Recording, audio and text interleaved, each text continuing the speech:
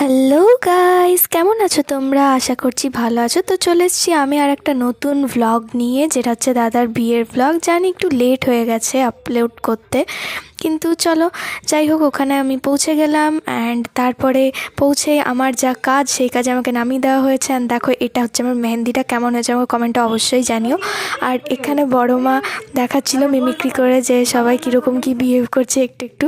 তো এখানে হচ্ছে তত্ত্বগুলো কিছু কিছু আমি সাজালাম, যেরকম হলুদের বাটিটা এখানে আসার পর যতটুকু সাজানো সম্ভব ততটুকুই। অ্যান্ড এখানে দাদা, মা আর বড় মার আশীর্বাদ নিচ্ছিল, আর সেটার ফটোশ্যুট হচ্ছিল খেতে বসার আগে, যেটা করতে হয় সেটাই। আর তারপরে চলে গেল সবাই উপরে, দাদাও চলে গেল উপরে। তো দেন তারপরে এখানে খাবার রেডি হয়ে গেছে, দাদা এখনও আসেনি। কি হয়েছিল দেখো। অ্যান্ড এখানে সবাই ওয়েট করছে দাদার জন্য। তো ফাইনালি এখানে দাদা বসে গেছে খেতে। অ্যান্ড এখানে পাশে মাসিমণি বসে আছে দাদাকে ডিরেকশন দেওয়ার জন্য, যে কেমন করে কি ভাত খেতে হয়। অ্যান্ড ওখানে সবাই বলছিল যে থালা, যে ভাতটা থাকে ওটা হাতটা নাকি থালাতে দিতে নেই।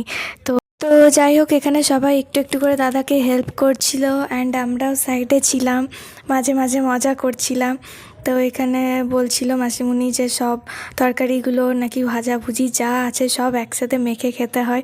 মানে ভাবো কীরকম অকওয়ার্ড টেস্টটা আসবে, আমি ওটাই ভাবছিলাম, যে মিষ্টি, নুন, ডাল সব কিছু একসাথে। পুরো বিয়েটাই থাকার পর বাস এইটুকু বুঝলাম যে অনেক নিয়ম। আর আমাদের বাড়িতে যেহেতু আমার নিজের দাদা বলতে নেই, এই দাদাই আছে, জেঠুর ছেলে আমার। তো তারপরে আমি বুঝলাম যে হ্যাঁ, বিয়েতে অনেক নিয়ম। কারণ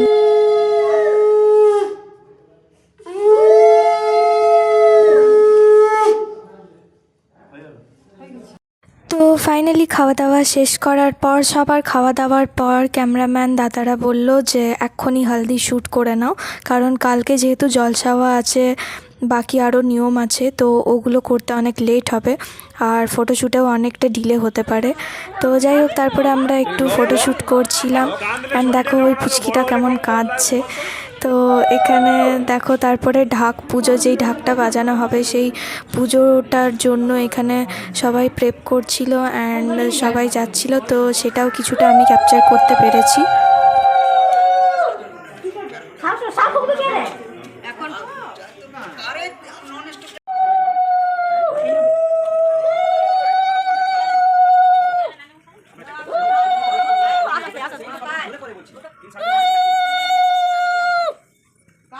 কজনা হয়েছে, কজনা নজনা।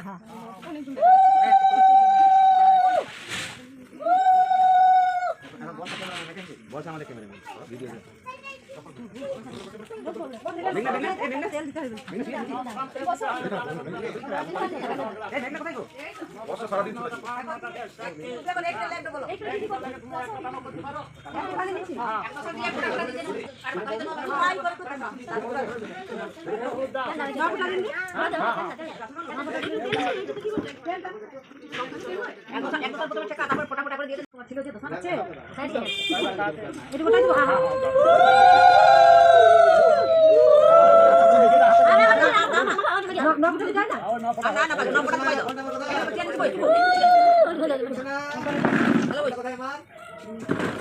এই যে